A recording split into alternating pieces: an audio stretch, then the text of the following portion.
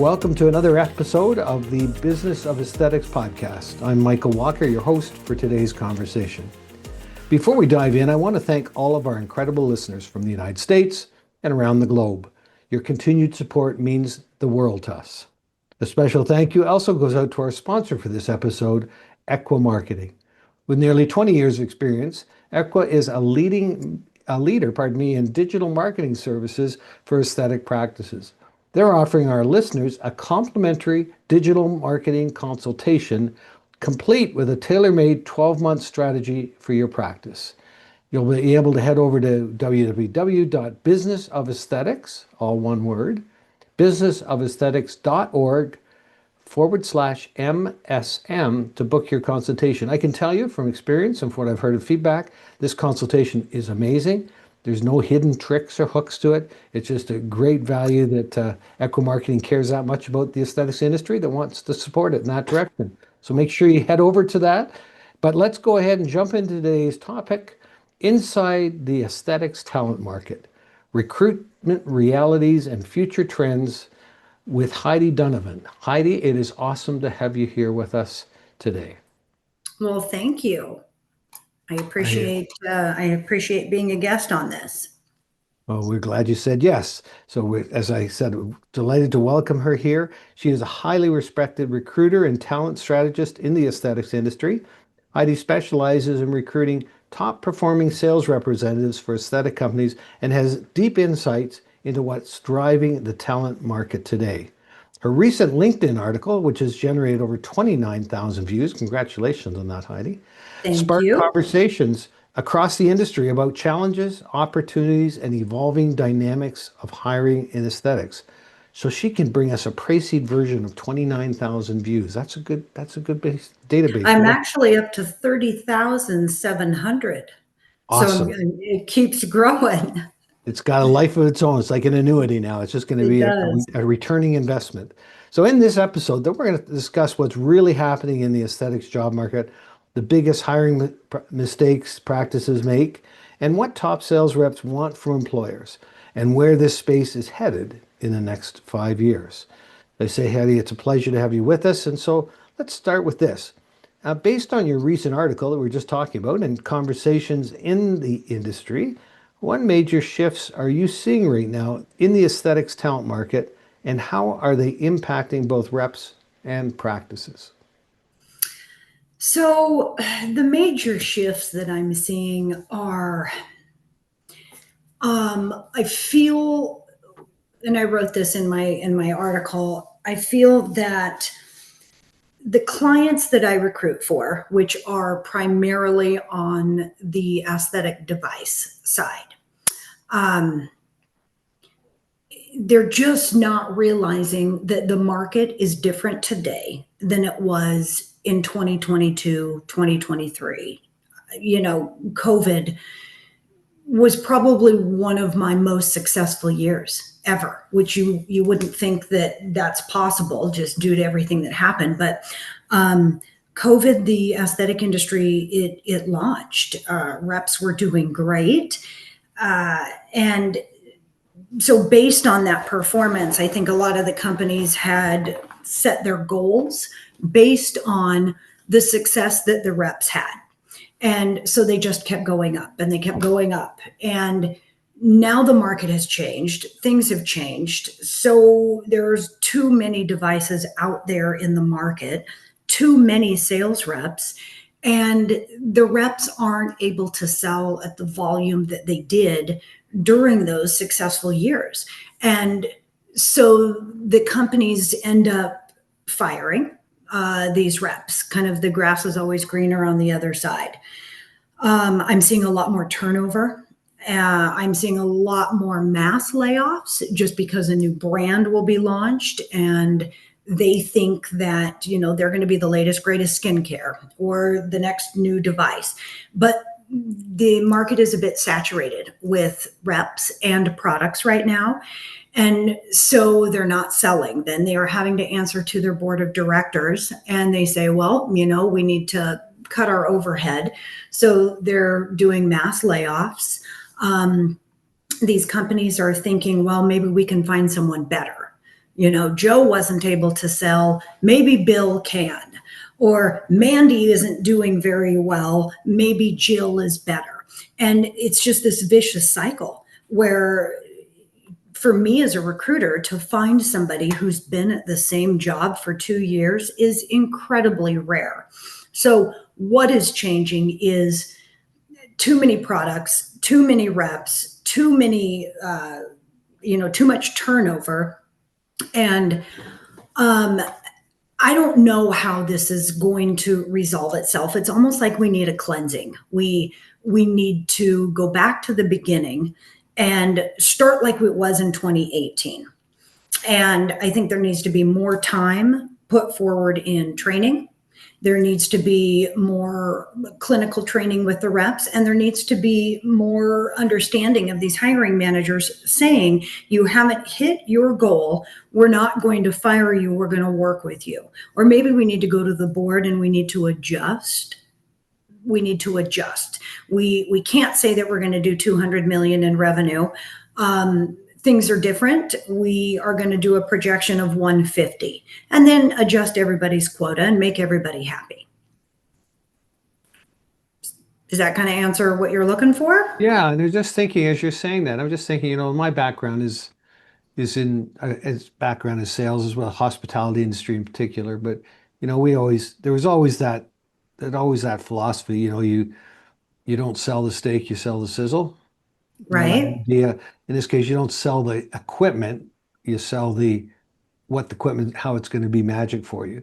But I think what I'm hearing you say, and something that we in the hospitality industry recognized a long time ago, is that we're actually not selling the steak, the hotel, or the sizzle, or the particular unique nuances of that product. We're actually selling relationships. Yes. However, in this industry, that's one of the things that I kind of talk to the candidates about, depending on what role they get hired for. If they say in an interview, I'm really good at building relationships, I'm a consultative sales rep, that is a no-go, because these companies don't want that. They don't want these sales reps to build a Interesting. relationship, at least not on the device side.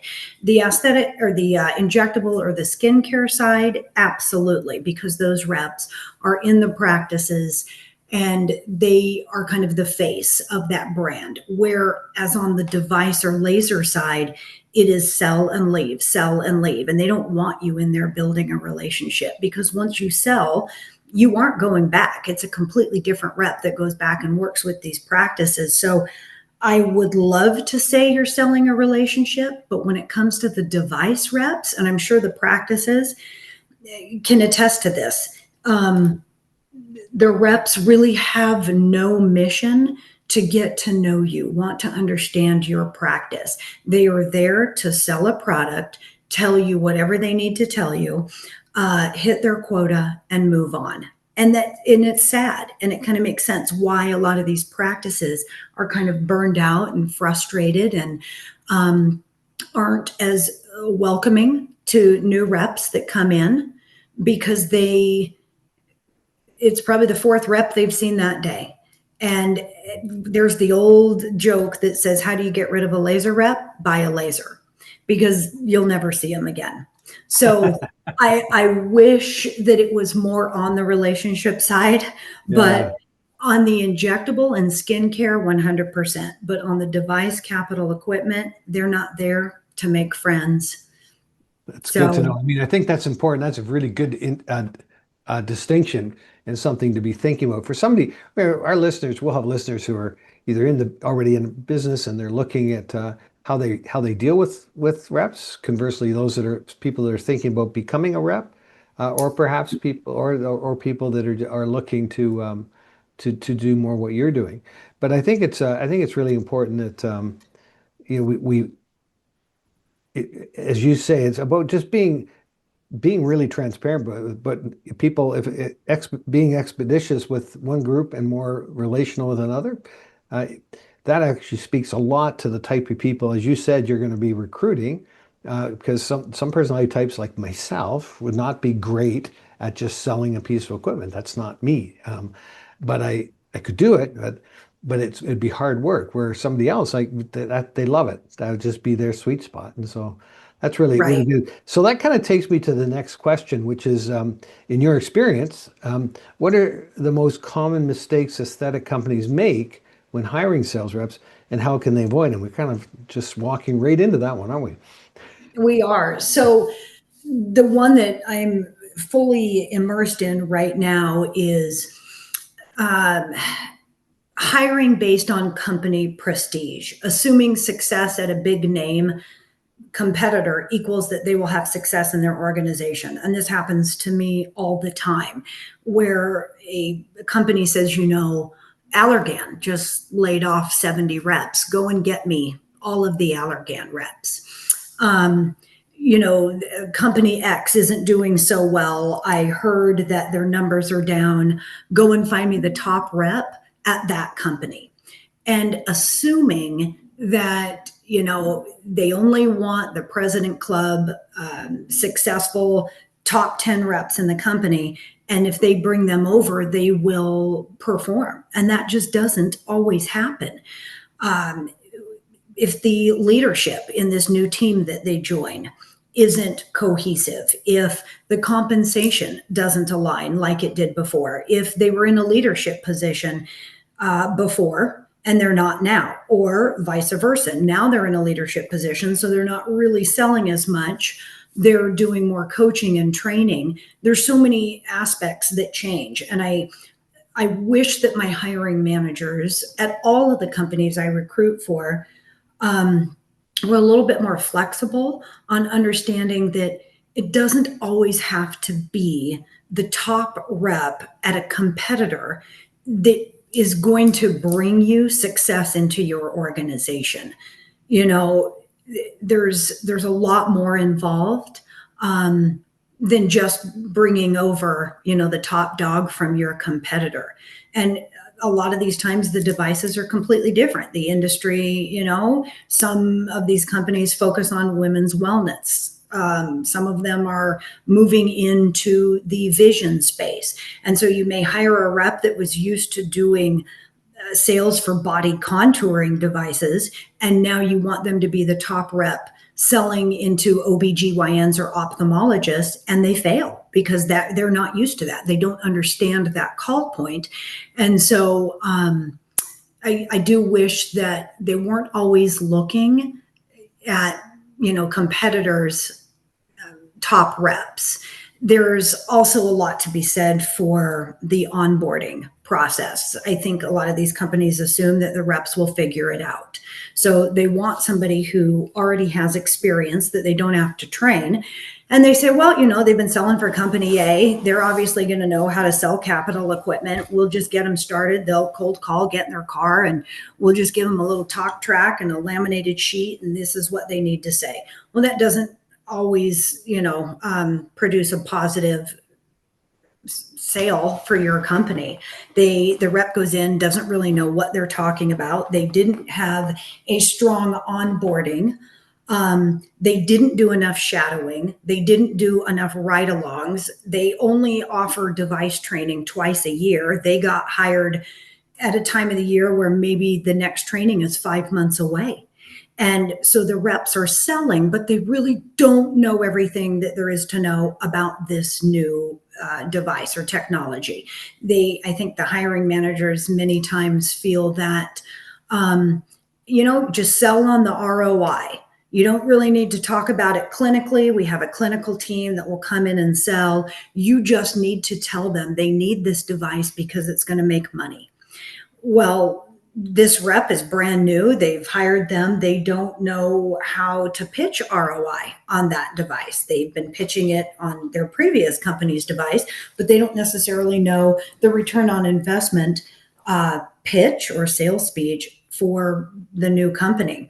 So overall, I would say if they could stop only wanting reps from competitors and be willing to take on sales reps that have been successful from outside the industry and be willing to put in the training to develop a strong rep, versus stealing a strong rep. Yeah, yeah, exactly. I mean, it's about where you're going to make the investment, really, isn't it? I as a leadership coach, I deal with some of my clients are in the entertainment industry, and like a traditional artist, you pick whoever your favorite artist, a high profile, take somebody big, high profile like Taylor Swift. I mean, she produces her own events, but the next tier down, they don't, and they book. But we know math, we can do the math and figure out pretty much what their ticket sales generation will be as artists, and we have the ability to just know what to price them at. But what's really interesting now with YouTube and all these, there's these surprise people coming out of the woodwork that are generating big, huge numbers of followers, that are generating big, huge numbers of tickets, but they're not polished, they're not developed yet. And so some of the brands are now, some of the labels are taking and bringing them in and having them shadow professional artists. So you just hang out with Blake Shelton for a couple of months here. Go on tour, just be and see what it looks like to be a country artist or whatever. And they're having huge success with some of these folks. And it sounds to me like the idea of shadowing and looking for the innovative person rather than the obvious is Right. uh, is really the paradigm shift that you're advocating. Yeah. Absolutely. I get reached out to every day by, candidates on LinkedIn, not from the industry, that say, "Oh, I saw a post that you had an opening in, Michigan. What can I do to, apply?" And I look at their background and I just say, there's just, I tell them as nicely as I can, there's just no way. There's absolutely no way I can get you an interview. And it has nothing to do with me not thinking that their experience is, worthy of putting them forward. It's a complete waste of time for the candidate, for me, for the hiring manager, because they won't look at them. They say, "Oh, I don't even know who this company is. Um, I'm not interested. I don't care that they did X amount of sales. It wasn't in capital equipment, or they're selling into the hospital and not selling to private practice physicians. They won't understand our sales cycle." And so I am all day long just sending heartbreaking messages to these candidates that want to get into the space. And it's the same thing. If you're not already in it, chances are you're not going to get an interview. And then they say, "Well, how do I get into it?" Well, you had to start when you were 25. You are now, in your 40s. You've had a successful career. You hear that aesthetic sales reps can make 400,000, which technically isn't really true anymore. But they hear about the compensation in this industry and they get excited about it, a little blinded by dollar signs. And it's kind of crushing to have to say, if I could have got you at 25 and where you worked your way up, but now there's no way anybody's going to interview you. Right. So, Yeah. yeah. Well, the next question kind of leads a bit into this, but we talked about top performing sales reps. Obviously, they're in high demand, for good or bad, and as you point out, different. Whether they could produce great numbers somewhere else, that doesn't mean necessarily going to produce big top performers in another brand or situation. But they're in high demand. So what do they look for in an employer, and how can practices position themselves to attract the best talent? So, top performing aesthetic sales reps are highly selective, and rightly so. They're not just looking for a paycheck, they're looking for alignment with a brand that reflects their own standards of excellence and credibility and long term growth. Um, when it comes to the brand, reps want to sell a product that stands out. There are many times I have conversations with candidates where they say, "Oh, I don't, yeah, that's great that you've got an opening there, but I'm not proud to say I sell their devices. Their devices are cheap, or they have no, market differentiation. They have a bad reputation." So the reps want to sell a product that stands out, and they gravitate towards companies with like strong clinical data, branding, and a reputation that they're proud to join. um, Compensation, is huge for a top performing aesthetic sales rep. They obviously, want to make sure that they are joining a company that is going to have a strong compensation plan, a competitive base, uncapped commissions. Um, Number one, elite reps look for accelerators, equity option, protection of their territory. So money is obviously, a huge, huge thing for these top performing reps. Um, Practices that position themselves to attract the best talent. I can answer this for the companies. I can't answer this for med spas, derms, plastic surgeons. So the companies that want to attract these top sales reps, whether they're injectable skincare or device, base salaries have to come up. They really do. I understand that this is a performance-based industry, but because of all of the struggles that are happening right now, sales reps are finding that they're living off their base salary a lot more than this promised on target earnings. So when, a company is offering a 70 to 80K base, but 350 at plan, well, those are great numbers, but if you're not hitting plan, you're not hitting that 350. And so a lot of that happened in the injectable side as well. Injectable reps used to be making in the 300s, some in the fours. Now, because the quotas are so high, they're living off their base salary and maybe another 80,000 in commissions instead of 200,000 in commissions. So companies are going to need to up their base salary to capture these number one elite reps for sure. And they're going to have to offer something, a great bonus structure and these accelerators and, getting bonused when you hit certain platforms of your goals and your quotas. Leadership and culture is important. It's more important to females than it is to males. I think that's just a given. Just, the way that we're made up. Women want a good, strong leader and culture. They don't want toxic leadership. They don't want micromanagement.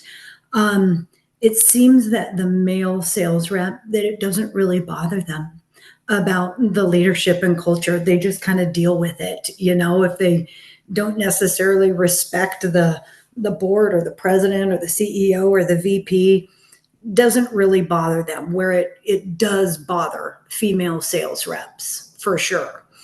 The territory and growth potential is also huge when attracting top talent. So if, it's a great opportunity, but you're given a section of the US that is really underdeveloped, like, Nebraska or Iowa, they may not want to leave because now you're asking them to come and join your company, but you've just launched in that section of the US, which means there's no accounts, there's nothing established. That can be good and it can be bad. If it's on the skincare or the injectable side, it's definitely not going to be a positive for a rep to go in with 0 accounts and start from ground zero. On the device side, that might be a benefit because the rep says, maybe we'll have more success because we're new to the market. They haven't seen our products. They don't know about what we're offering.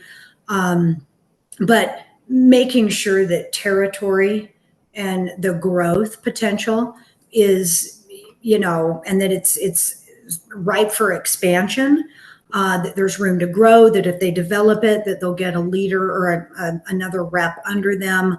All of that is important. So top talent, just kind of to recap, they want a good brand. They want good compensation. A majority want good leadership. And then they want territory, strategy, and growth potential. Yeah, very well summarized. And I think the men are from Mars, women from Venus analogy is very true. We're just, as guys, we're just more competitive. We put the focus on here's what we're going to do, and relationships are there, but they are not the drivers. Where women, that's much more of a factor. There's more importance placed in that, and it just it's very different. It really one question I had around that though was as far as benefits are concerned. Like I'm thinking like health benefits, spa benefits. Is there a trend towards offering kind of like more unique bonus features that are connected to the industry or not? No, there really isn't. I have never not placed a candidate based on the lack of what's in the benefits package. I did recruit for a company who I thought was creative and it was great. They would do contests every month, and um, I think they would give away like a Jimmy Choo bag or shoes, and that was exciting for the reps. They wanted something tangible. It wasn't just money. They, posted that you'd get this pair of shoes or this bag in a marketing email, and the top rep of the month would get that. I thought that was great. That was creative. Um, there really isn't any benefit to any of the companies that I recruit for to offer a unique benefit to attract top talent. I feel like the only reps that would appreciate it, um, again, it goes back to a specific gender. Those things just aren't really important to male reps. There's a company that I recruit for, and when they have a successful quarter or mid-year, um, the hiring manager will take them all out and get them fitted for custom suits and buy them suits as a reward. They love that.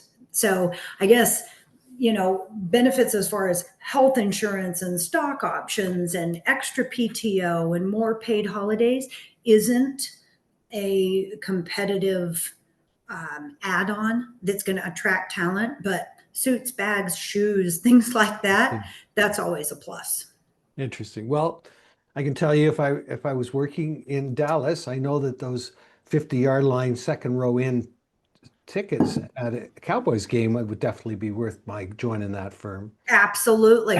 Sporting events, if they did that, I think that would also be, but again, it kind of comes back to if that's the prize of the month, is it going to be as appealing for an injectable or a skincare rep to earn those? Maybe.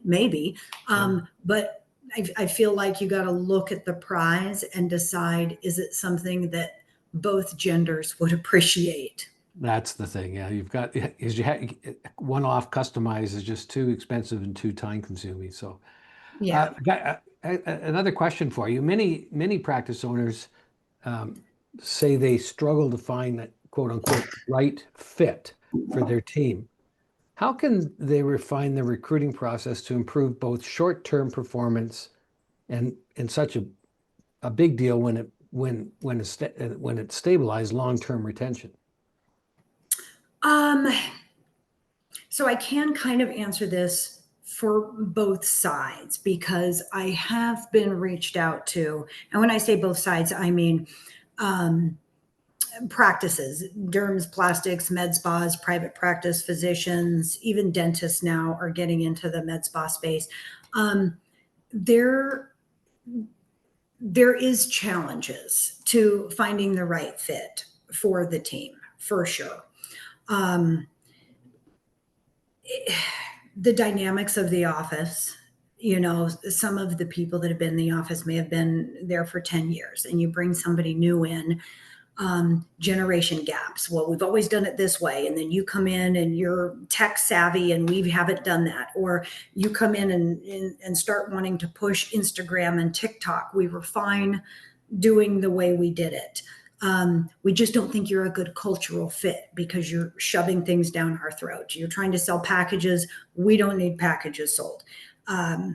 I have seen that happen where reps have been released because they come in there too aggressive with too many, and it's not even new age ideas. It's digital technology, which is where this industry is going. But if there's a practice that hasn't used it and they hire somebody that is recommending all of these new marketing strategies, it can cause issues in the practice. And then they get released and say, you know what, she just wasn't the right fit. Can you help us find someone else? So what they can do to refine their recruiting process is, on the practice side, I think that it really needs to have long conversations with a potential candidate, getting to know them, understanding who they are, not just over the phone, doing it on videos, meet them for coffee, take them out to lunch, learn about them, and kind of see if they're the right fit outside of the interview process. Might determine, if they're going to be a good fit inside the practice. On the aesthetic device side, my companies struggle because their recruiting process is reactive, generic, and it overly focuses on surface level traits. In this industry, everybody knows everybody. And so your dirt can be discovered no matter what. If I submit a high level candidate to a company, you can bet the regional sales manager or the VP is going to call another rep at a competitor and ask them what dirt do they have on that candidate. So in other industries, you may be able to tell the hiring manager, you know what, it just wasn't a good fit for me, or I decided there wasn't enough growth. And so I'm looking for other opportunities. But in this industry, they'll pick up the phone and they'll call someone at the company you left and they'll say, tell me about John. Why isn't he there anymore? And then they'll find out, well, John wasn't performing. He was put on a performance improvement plan. He never left his house. He wasn't selling. We had to let him go. So they're always going to find out in this space what you've done. So to find the right fit, it again goes back to, does this rep care about our culture? Because maybe we don't always have the best culture. We are not looking for a rep who cares about our culture. We are looking for a rep who is driven by numbers and sales, and all they want to do is go out there and make money. So I would say aesthetic practices are looking for the right fit. Aesthetic device, injectable in skincare, it's not always the right fit. It's who's going to sell the most, who's going to make the most money. You got to drink the Kool-Aid. You do. No matter where you go, you don't want to come in and be disruptive. You don't want to ask a lot of questions. You don't want to say, well, my other company never did that. If you took the risk of leaving your job and are now a new rep for a competitor, you just need to go in, put your head down and work. And so also making sure you're not a job hopper. That's going to make it very difficult in this industry, for sure.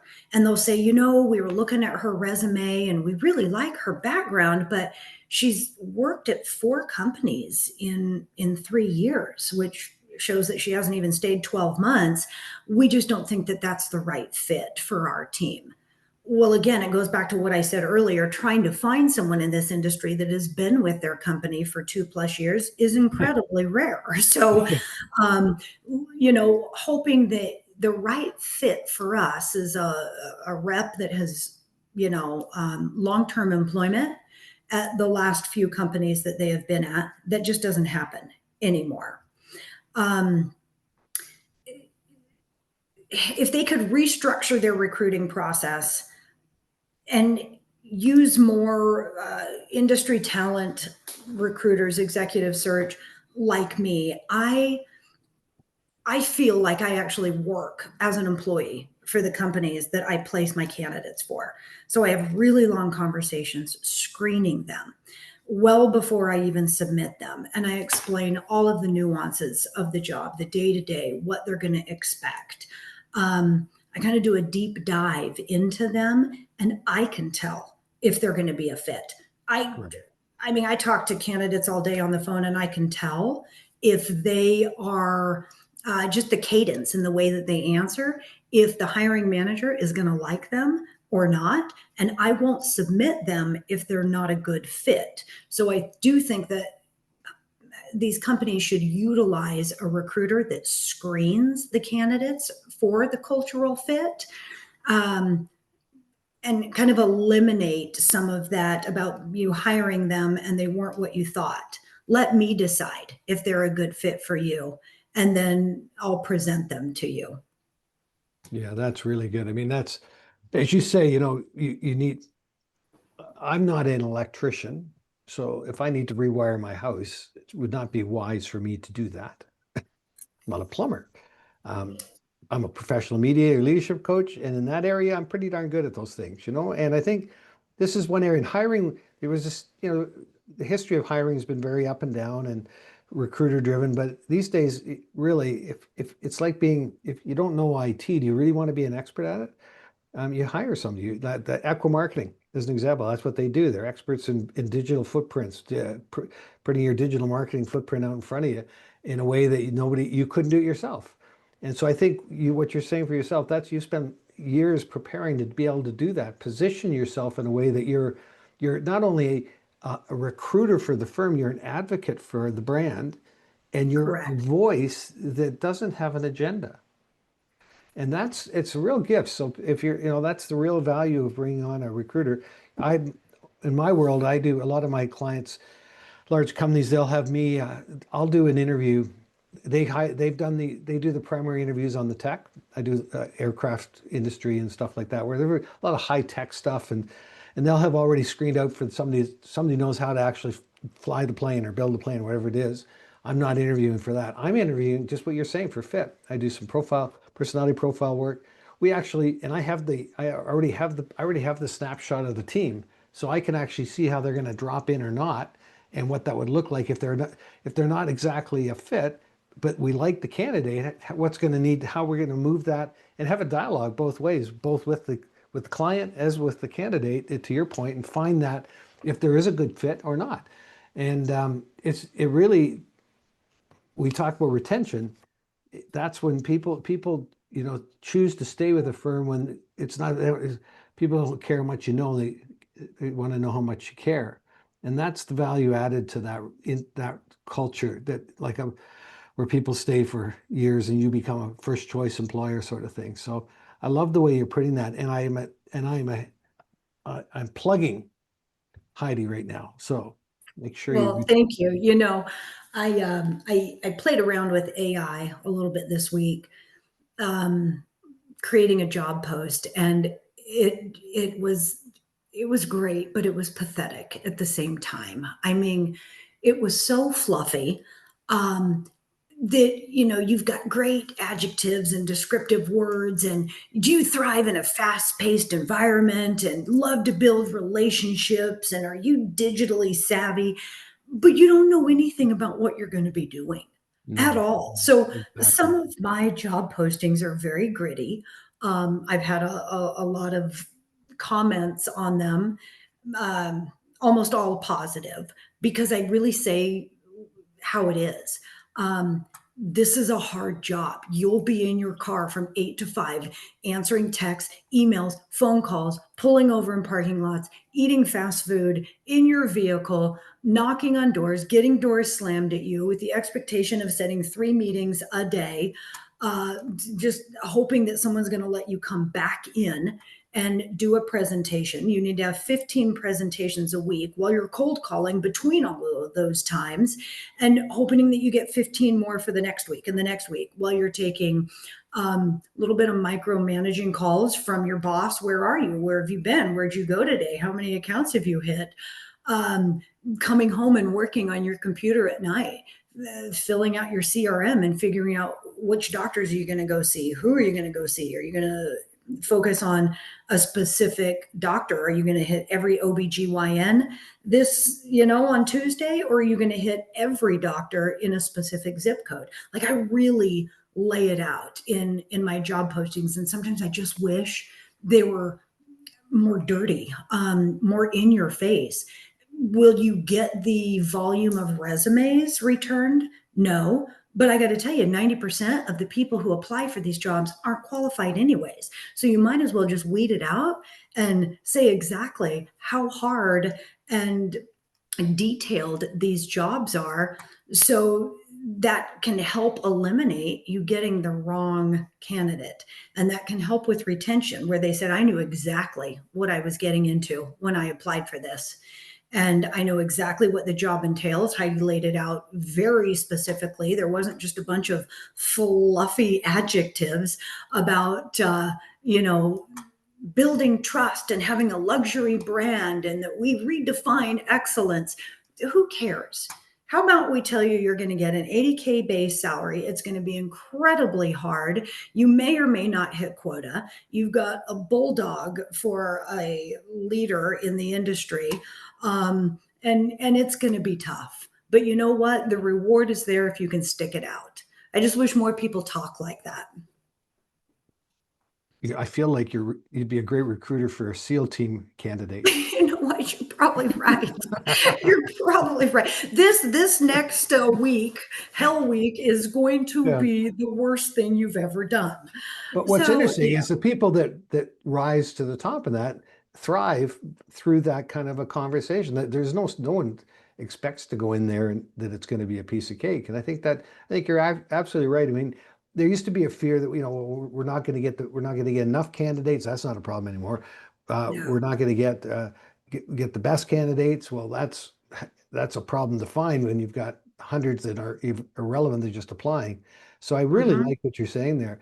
But as we kind of just looking at our time, I've got a question for you that really I think let's go into your crystal ball. Let's look a little Okay. bit more at the future. So, given your insights both from recruiting and obviously from industry observation, where do you see the role of sales reps in aesthetics evolving over the next 5 years? 100%. And it's interesting that you and I are talking about this because this has developed in my mind. It's been brought to my attention and it's happened in the last 7 days that the direction for the need for data, a sales rep that will utilize CRM analytics, understanding how to source leads, data scraping tools, Google Analytics, search engine optimization, learning how to generate leads, upselling and cross selling has become a thing. Um, if you don't know where you're going tomorrow and the right doctor to go and visit, and you haven't figured it out by digitally scraping basically the internet and saying, okay, is this a med spa owned by 7 doctors? So if I go in there, all 7 doctors have to say yes. That's going to be risky getting all 7 on board. I need to find a practice that only has one decision maker. Well, Right. how are you going to find that? You need to be digitally fluent. You need to be doing a lot of website investigating, going to their about me section, their tabs, looking everybody up, seeing who the office manager is, finding out who's the gal at the front desk, memorizing her picture so that when you walk in, you go, oh, that must be Stacy. Hey, Stacy, this is Joe. So a lot more data driven territory management. There needs to be more consultative selling, not just selling the device, but making sure the reps are educating these practices on usage of whether it's the injection, the skincare, or the device, making sure they use it. You don't just sell and leave. You go back in. You're doing more consultative selling, asking them, how many treatments did you do this week? Ooh, how come? Maybe not so many. What do we need to do to get that up? So, data, consultative selling, leaders that realize that you don't need to have fear based leadership. Sometimes it's okay to build your team up with positive affirmation than threats. Um, and not so willing to fire and think that there is somebody better on the other side. Um, So just supporting, put these reps through a digital course, teach them how to uh, do data scraping, how to really do a course on their CRM. Hiring somebody that just does that and then submits all of those doctors' names, addresses, phone numbers, who they're calling on, who's the decision maker, and assign a person like that to upload that to the sales rep so that they know where they're going and who they need to talk to. But if you aren't understanding digital technology, using AI, and you're going to suffer. The days of just straight cold calling, driving by, seeing a strip mall with a practice on it and think you're going to go and knock on the door, it's not going to work. It's just not going to work. So a lot more digital selling involving with also in-person selling is where I think that it's going. Well, I think that you've beautiful summary, data, consultative selling. And I think if I was going to sort of a passion for hard work with great potential, but the hard work is it takes hard work and it's new work and it requires having that. I like to say you need to have that what we call unconditional curiosity without opinion, expectation, and judgment, starting with yourself. You got to look in places you've never looked before. That's what I'm hearing Heidi saying, and Correct. that will separate the men from the boys, the girls from the women, and set you up for success. Heidi, we have run out of time.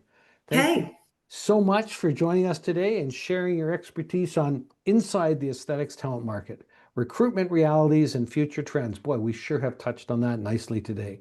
Your perspective on hiring, candidate expectations, and the future of sales roles in our industry has been incredibly insightful. And to our amazing listeners, thank you for tuning in. Thank you for the privilege of your time. We truly appreciate your continued support and love being able to bring you conversations that help you grow your business and navigate the evolving world of aesthetics. If you enjoyed today's episode, please share it with your colleagues and peers. And don't forget to leave us a review on your favorite podcast platform. We love reviews, so should you. Your feedback helps other professionals discover the podcast and gain valuable industry insights. Now, just before we wrap up, a special thank you again to our sponsor, Equa Marketing. Now, you remember I said that they're offering our listeners a complimentary digital marketing consultation and a custom 12-month strategy designed for your practice. What I know that means is they're going to spend an hour with you based on 6 hours of looking at your digital footprint, looking at all the things you do digitally and how they work or don't work for you, and come back to you with a custom 12-month strategy. How good is that? If you're already doing it, you're the IT expert, then you probably don't need that, but most of us do. So please visit www.businessaesthetics, all one word, businessaesthetics.org/MSM to book your session today. So until next time, keep learning, keep growing, and keep building the kind of business that attracts the best talent in the industry. On behalf of Heidi, wishing you all an incredible week ahead. Thank you.